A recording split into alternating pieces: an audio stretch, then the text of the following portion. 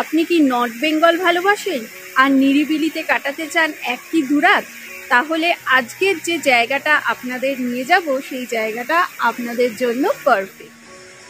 এখানে সবকিছুর মধ্যেই যেন একটা ছন্দ রয়েছে। নদীর কলকল শব্দের মধ্যে একটা যেমন ছন্দ রয়েছে, গাছ থেকে পাতা পড়ছে, শুকনো পাতার ওপর দিয়ে হাঁটার মধ্যে যে মচমচানি শব্দ, অথবা প্রজাপতি নেচে নেচে বেড়াচ্ছে, নানা অজানা পাখির কিচির মিচির ডাক, একদম ছন্দময় যেন চারদিকের পরিবেশটা।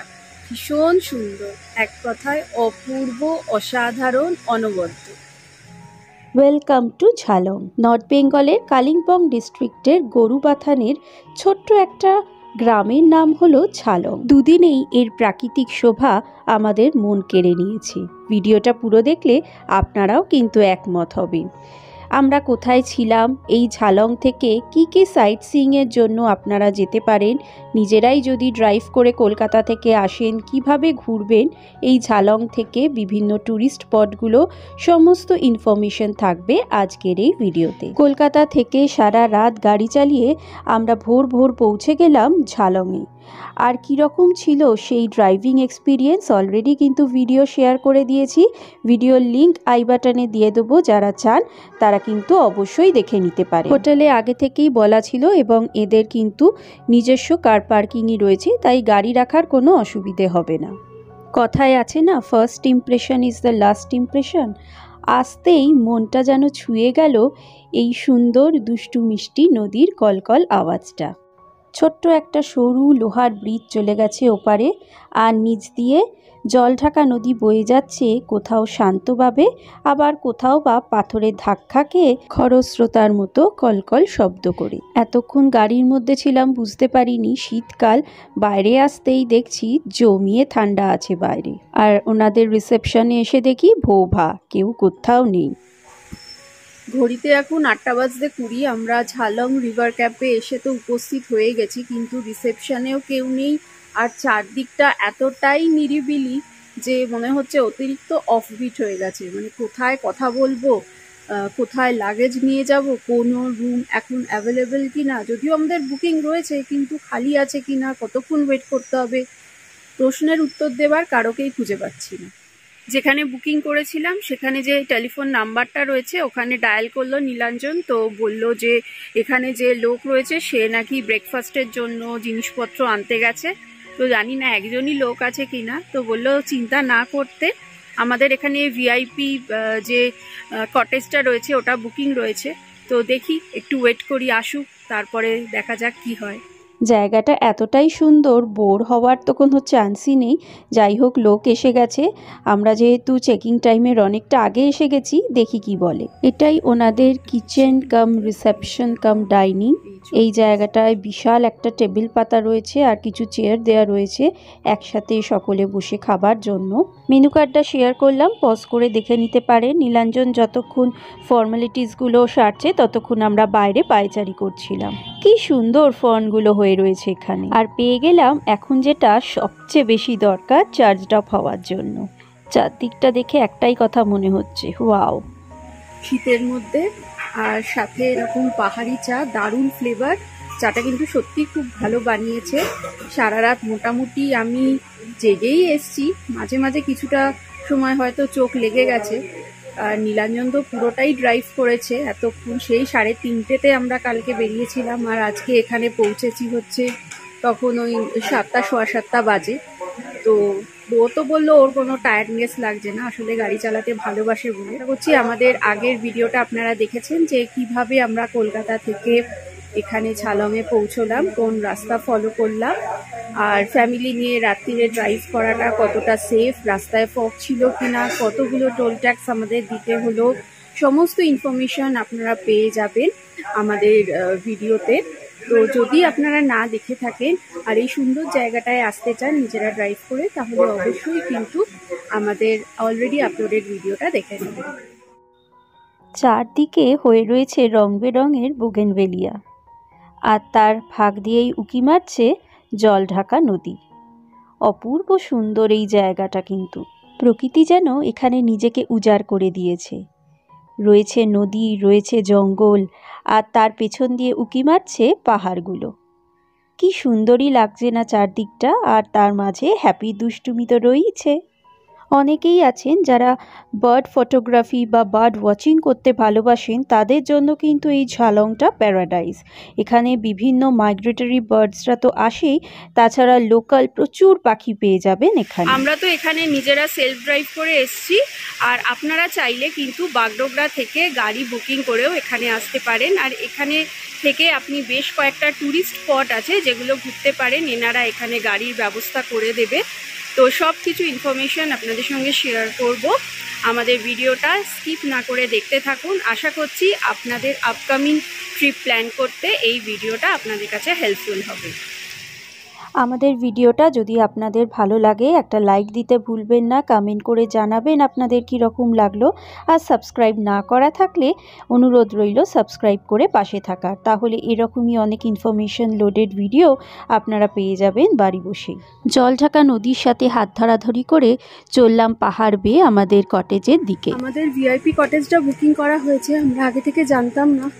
নদীর একদম সামনে, কিন্তু যেটা পার্কিং সেখান থেকে অনেকটা, তো বেটার হয়। আমরা যেমন অনেকগুলো জায়গা ঘুরবো বলে তিনজনের গরম জামা নিয়ে প্রচুর লাগেজ হয়ে গেছিলো, তো বলবো বেটার, যেমন ধরুন এখানে দুদিন যদি থাকেন একটা ব্যাগে সেপারেটভাবে নিয়ে আসলেন, যাতে একটা ছোট ব্যাগ ক্যারি করলেই হয়ে যায়, সব জিনিসগুলো যাতে নামাতে না হয়। সেটা অবশ্যই অ্যাপ্লিকেবল যদি আপনি নিজের গাড়িতে আসেন।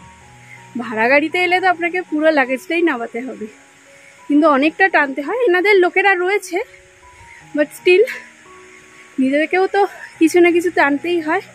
আমাদের রুম এসে গেছে, দেখি রুমটা কীরকম। প্রিভিয়াস এক্সপিরিয়েন্স থেকে দেখেছি গভর্নমেন্ট প্রপার্টি বললেই না মনে একটা কেমন খচখচ হয় যে সব কিছু ঠিকঠাক পাবো তো। কটেজের সামনেই একটা সুন্দর বসার জায়গা, সেখানে রয়েছে দুটো প্লাস্টিকের চেয়ার। আমাদের বাংলোটার উপর লেখা ঝালং 4। পাশাপাশি এরকম প্রচুর কটেজ রয়েছে রাস্তার পাশে পাশে। আর এই হলো আমাদের রুম, যেখানে আমরা থাকবো 2 নাইটস। সেপারেটেড বেড রয়েছে, মনে হচ্ছে একটু অসুবিধে হবে তিনজনকার শুতে, কারণ হ্যাপি তো বড় হয়ে গেছে। আর এখানে একটা বড় জানলা রয়েছে যেখান দিয়ে খুলে দেখাচ্ছি সামনেই নদীটা। আর এদিকে দুটো চেয়ার রয়েছে, মাঝখানে একটা সেন্টার টেবিল, জিনিসপত্র রাখার কিন্তু অ্যাম্পল জায়গা রয়েছে। সামনেই একটা টিভি, যেটা আমাদের বেড়াতে গেলে প্রায় বন্ধই থাকে। আর দেখুন লাগেজের ঢাই পাহাড়, রাখার যদিও কোনো অসুবিধে নেই। এই দিকে একটা সেপারেটেড ড্রেসিং এরিয়া রয়েছে। এই দেখুন, এই হচ্ছে প্রবলেম, ড্রেসিং টেবিল সুন্দর আছে কিন্তু সেটা ভেঙে চেয়ারের ওপর পড়ে গেছে। একটা কাবার্ড রয়েছে যেখানে এক্সট্রা পিলো, ব্ল্যাঙ্কেট সমস্ত কিছু দেয়া রয়েছে।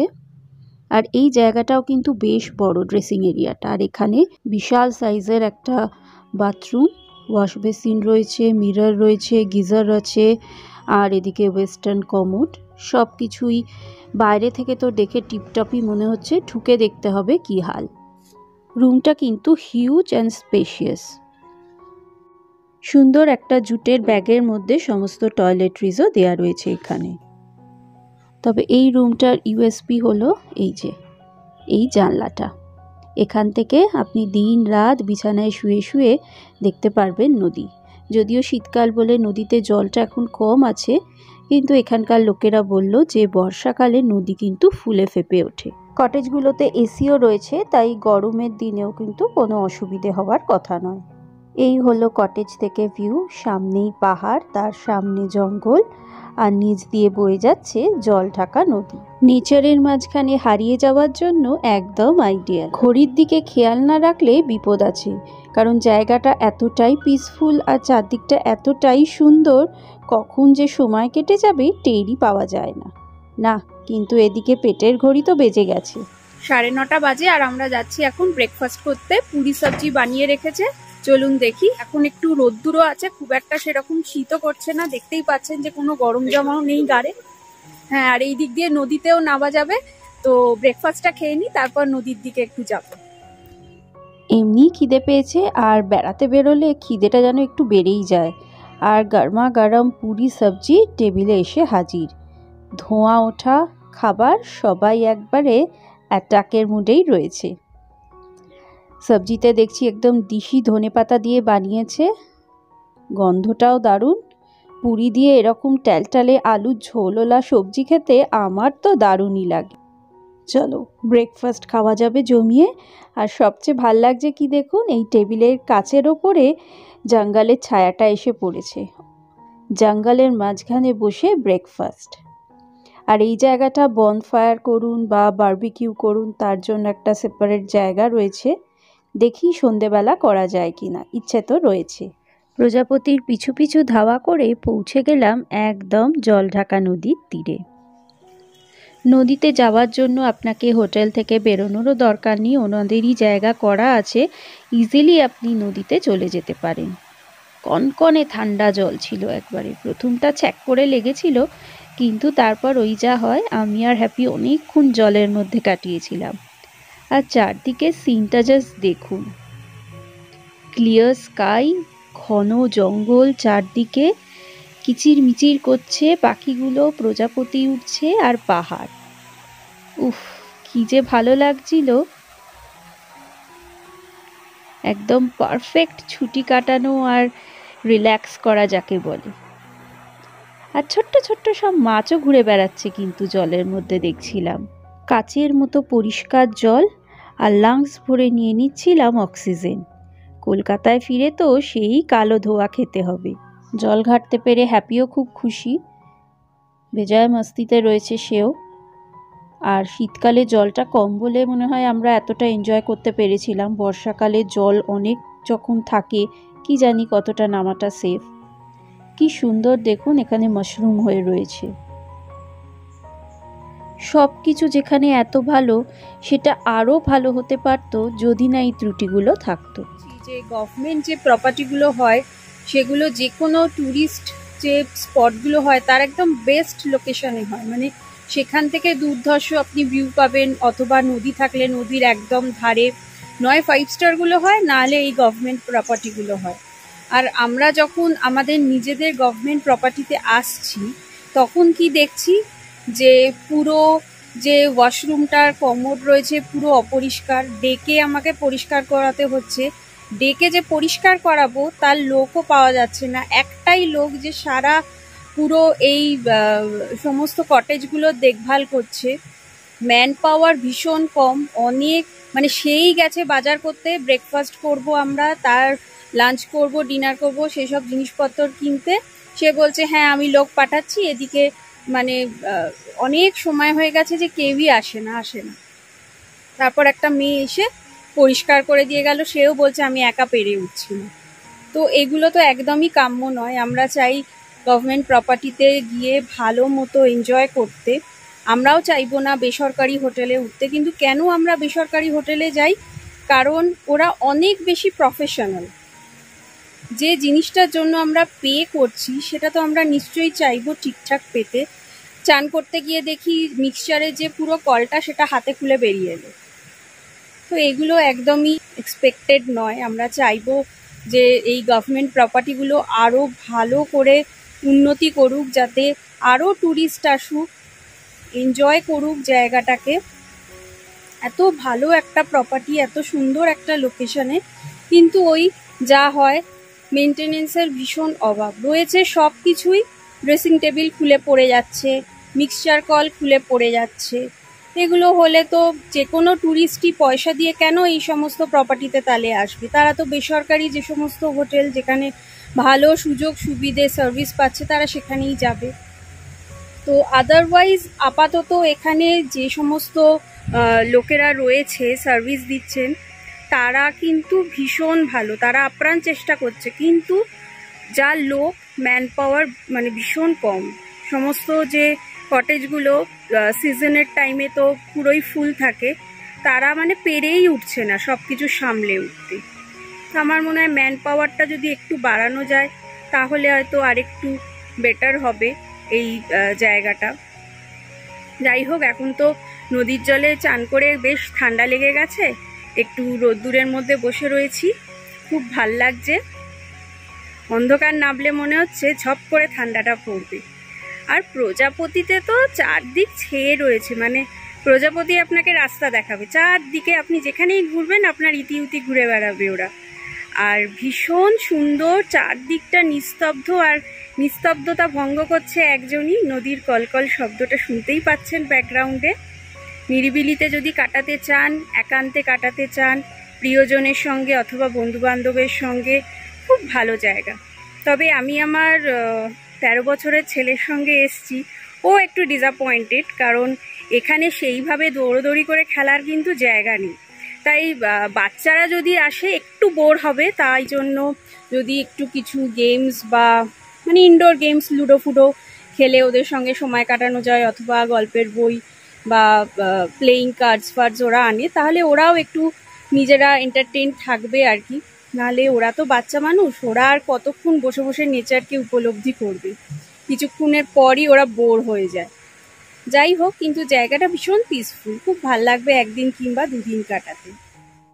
হোটেলে ঘুরতে ঘুরতে হঠাৎই চোখে পড়ে গেল ছোট্ট একটা জলাশয়ের মতো। পাইপ দিয়ে সরু করে জল পড়ছে, আর হ্যাপি দেখালো যে কত মাছ ঘুরছে ভেতরে, ছোট্ট ছোট্ট মাছ ঘুরছে। প্রথমেই বলছিলাম না যে এখানে যারা বার্ড ওয়াচার তাদের জন্য প্যারাডাইস, প্রচুর পাখি এখানে দেখতে পাওয়া যায়। আর চারপাশটাই তো জঙ্গল, তো ভোরবেলা অথবা যেই অন্ধকার নামবে বিকেল বিকেল কিন্তু ধৈর্য নিয়ে দেখতে চাইলে প্রচুর পাখি দেখতে পাবেন। নদীর ওপর দিয়ে হোটেলে আসার এই লোহার ব্রিজটাও ভারী খাসা। পাহাড়ি পথ বেয়ে বেশ অনেকক্ষণ আমি আর হ্যাপি হোটেলটার চারপাশটা ঘুরছিলাম। লাঞ্চে কি খাবো সেটা আগে থেকেই অর্ডার দেওয়া ছিল, তাই আমরা যা চেয়েছিলাম সেরকমই পেয়েছিলাম। নীলাঞ্জনের পর হ্যাপি চিকেন আর আমার ডিম। আর শীতকালে ধোয়া ওঠা খাবারগুলো দেখে তো খিদে দ্বিগুণ হয়ে গেছে। আর খাবারগুলো বানিয়েছিল দুর্দান্ত। যেহেতু জায়গাটা রিমোট, কাছে পিঠে খুব একটা বাজারে ভালো পাওয়া যায় না, দূর থেকে আনতে হয়, তাই আগে থেকে বলে রাখলে ওনারা সাধ্যমতো চেষ্টা করেন। সাথে ছিল আলু পোস্ত, আর বাইরে চলছে ক্রিসমাস ইভের প্রস্তুতি। দারুণ আমাদের লাঞ্চ হলো এখানে, এখন 2:30 মতো বাজে, আর আমরা এখন বেরোচ্ছি একটু সাইট সিইং এর জন্য। চলুন তাহলে। হোটেলের লোকজনকে রাস্তাটা জিজ্ঞেস করে অনায়াসে গাড়ি চালিয়ে আমরা পৌঁছে গেলাম ভুটান ইন্ডিয়া বর্ডার বিন্দুতে। যেহেতু আমরা ক্রিসমাসের টাইম গিয়েছিলাম, তো বিন্দুতে দেখলাম প্রচুর ট্যুরিস্টের ভিড়, আর সার বেঁধে দুদিকে দেখলাম গিফট শপ রয়েছে। যদি মনে করেন যে বাড়ির লোকজন বন্ধু বান্ধবদের জন্য গিফট কিনবেন, এই জায়গাটা থেকেই কিন্তু কিনে নিতে পারেন। তবে দরদাম করবেন, জিনিসপত্রের দাম দেখছিলাম একটু বেশির দিকেই। এই ব্যাগগুলো যেমন বলছিল মেড ইন ভুটান, নানা রকম ভুটানিজ চকলেটও অ্যাভেলেবেল। বিন্দু হলো গরুবাথান কালিম্পং ডিস্ট্রিক্টের একটা ছোট্ট ভিলেজ, আর এখানেই রয়েছে ইন্দো ভুটান বর্ডার। যে জলঢাকা নদীর তীরে আমরা দাঁড়িয়ে আছি, এপারটা হচ্ছে ইন্ডিয়া আর ওদিকটাই ভুটান। আপন গতিতে বেয়ে চলেছে জলঢাকা নদী, আর তার ওপরেই তৈরি করা হয়েছে ইন্ডিয়ার সেকেন্ড ওল্ডেস্ট ড্যাম। ঝালংয়ে যদি বেড়াতে আসেন, হাতে টাইম থাকে, অবশ্যই কিন্তু বিন্দুটা ঘুরে যাবেন, একদম কাছেই। আর ভীষণ সুন্দর জায়গাটা, ড্যামের জলও দেখছিলাম হালকা করে ছাড়া রয়েছে। আর এই জায়গাটা যেহেতু বর্ডার এরিয়া, তাই জন্য কিন্তু প্রচুর মিলিটারি তৎপরতাও চোখে পড়ে। এই বাড়িগুলো কিন্তু ভুটানের বাড়ি, আর আমরা দাঁড়িয়ে দেখছি ইন্ডিয়া থেকে। দোকানের চারপাশে জিনিস দেখতে দেখতে এগিয়ে চললাম রাস্তার দিকে।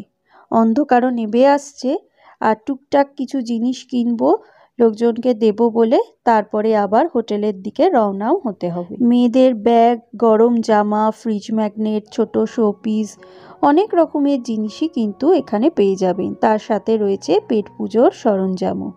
ম্যাগি, মোমো সবই গরমা গরম বানিয়ে দেয় এখানকার লোকজনেরা।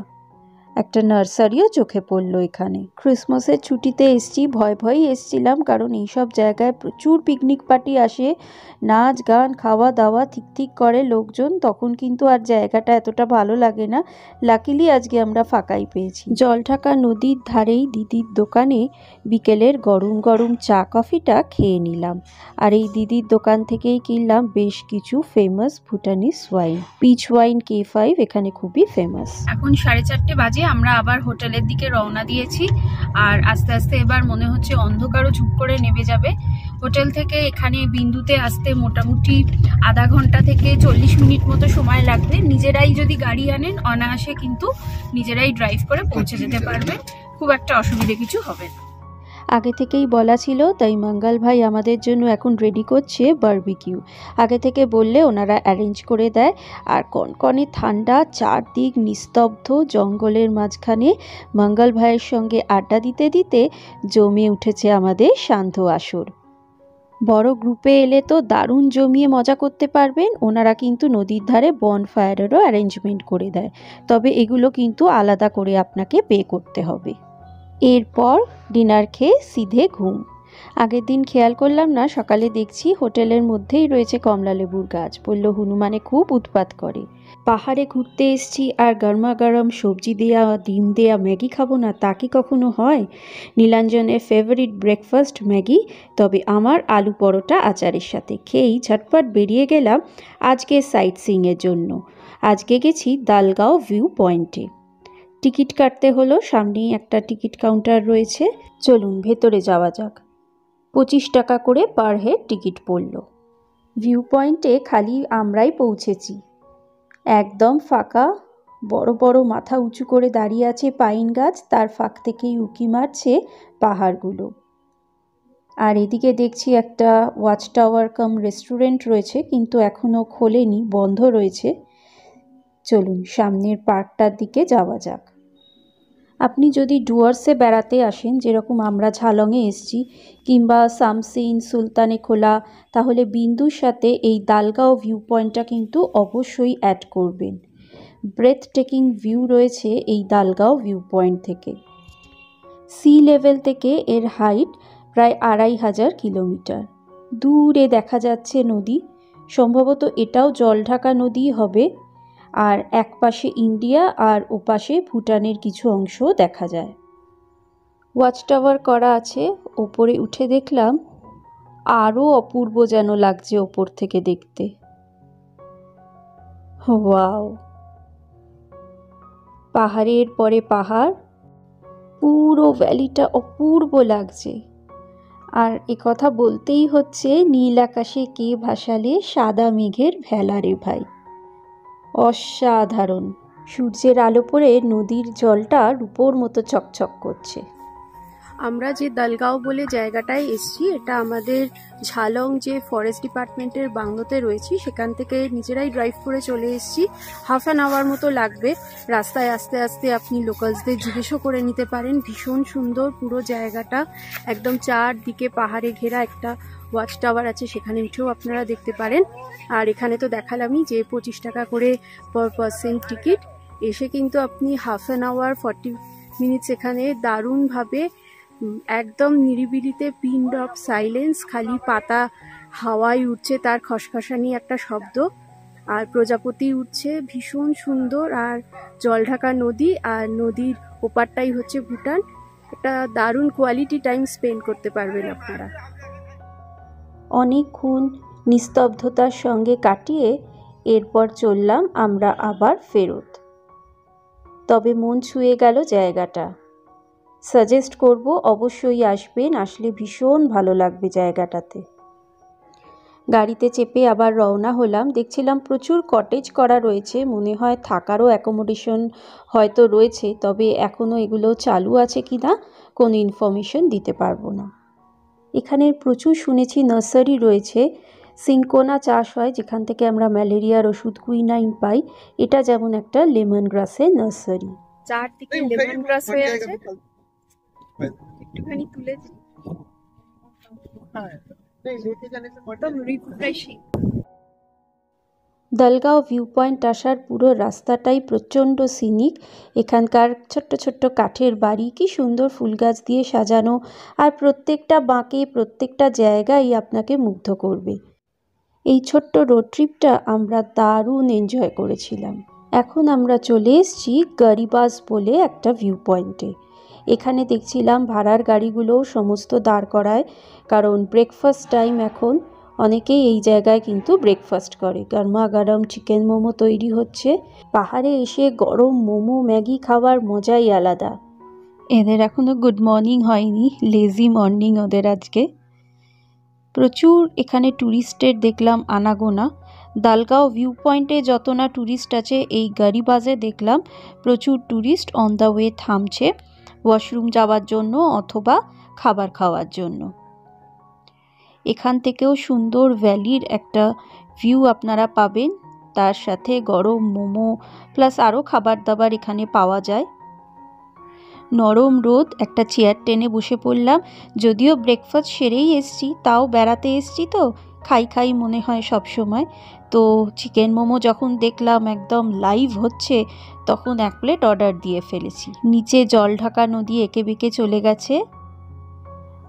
যতই অন্য জায়গায় মোমো খাই না কেন, এই পাহাড়ে এসে মোমোর স্বাদই যেন বদলে যায়। ধোঁয়া ওঠা মোমো খেতে খেতে বাইরের এই অপূর্ব দৃশ্য এখানে আপনি উপভোগ করতে পারেন। মোমোটা এতটাই জুসি আর টেস্টি, আর 1 প্লেটও অর্ডার করে ফেলেছি, ফুচকার মতো গোটাটা মুখে।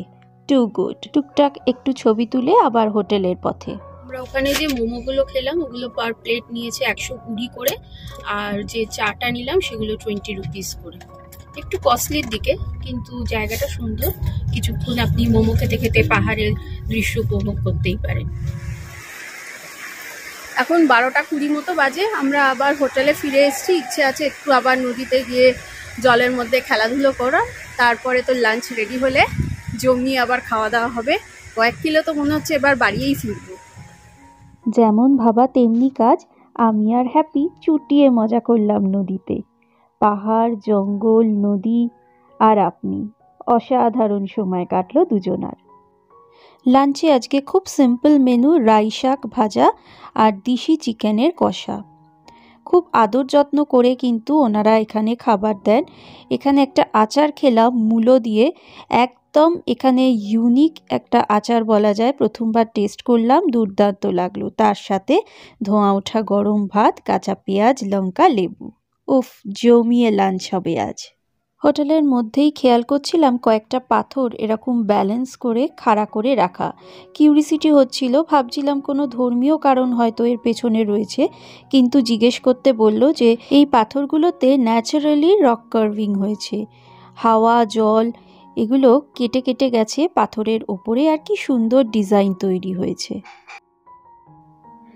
অন্ধকার নামলো আস্তে আস্তে। আজকে ক্রিসমাস ইভ। কলকাতায় হয়তো পার্ক স্ট্রিটে বা শহরে আলো ঝলমলিয়ে উঠেছে, কিন্তু পাহাড়ের এই আড়ম্বরহীন ক্রিসমাসটা মনে থাকবে সারা জীবন। এরপর কিছুক্ষণ বাদেই আমরা ডিনার সেরে ঘুমোতে চলে গেছিলাম, কারণ পরের দিন আর্লি আমরা চেক আউট করে বেরোবো কোলাখামের জন্য। আমরা ঝালংয়ে যে খাওয়া দাওয়াগুলো করলাম সেটার মোট বিল হয়েছে ওই 4,500 মতো। তার মধ্যে আমাদের ব্রেকফাস্ট, লাঞ্চ, ডিনার 2 দিনের ছিল। তারপর চা নিয়েছিলাম বেশ অনেকবার করে, আর যেহেতু আমরা পর্ক নিয়েছিলাম তাই জন্য দামটা একটু বেশির দিকেই গেছে। নাহলে কিন্তু খাবার দাবারের দাম এখানে যথেষ্ট রিজনেবল। আমরা ঝালং থেকে এখন চেক আউট করে বেরিয়ে যাচ্ছি কোলাখামের উদ্দেশ্যে। আশা করছি আমাদের এই রিভার ক্যাম্পে থাকার ভিডিওটা আপনাদের কাছে হেল্পফুল হবে। যদি ভিডিওটা ভালো লাগে লাইক, শেয়ার, কমেন্ট আর সাবস্ক্রাইব না করা থাকলে অবশ্যই সাবস্ক্রাইব করে নেবেন, তাহলে এরকমই ইনফরমেটিভ ভিডিও আরও আপনারা পেয়ে যাবেন। চলুন তাহলে আবার নেক্সট ডেস্টিনেশনে দেখা হবে আপনাদের সঙ্গে। টাটা। আপনাদের সঙ্গে নিয়ে ব্যাগ গুছিয়ে চললাম এখন কোলাখামে। সে এক অন্য অভিজ্ঞতা ড্রাইভিংয়ের। ঘন জঙ্গল আর পাহাড়ি রাস্তা। দেখা হচ্ছে তবে নেক্সট এপিসোডে। Eat and travel with cook, bake and enjoy.